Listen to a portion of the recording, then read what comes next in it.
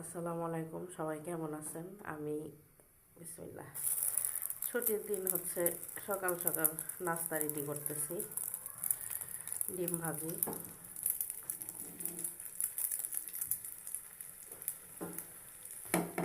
আর এখানে কালকে রাতে খিচুড়ি রান্না করছিলাম, পাতলা খিচুড়িটা। বেগুনি করছিলাম, দুইটাই আছে। খিচুড়ি গরম করে দিব আর ডিম ভাজি। আর এখানে হচ্ছে আমার চা হচ্ছে। আমার বাসায় শুধু আমি একাই চা খাই।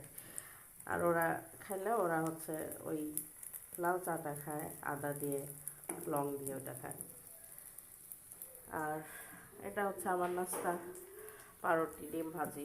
আমার খিচুড়ি খেতে মন চাচ্ছে না, আমি ভাত জাতীয় খাবার খাই না আসলে সকাল সকাল।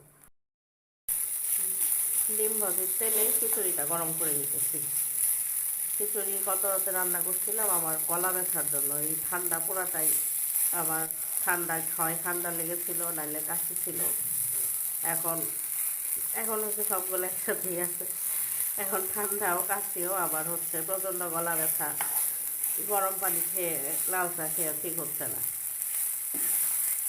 তারপরে কালকে রাতে মানে ভাত গিলার মতো আর অবস্থা ছিল না, এই জন্য পাতলা খিচুড়িটা রান্না করছিলাম।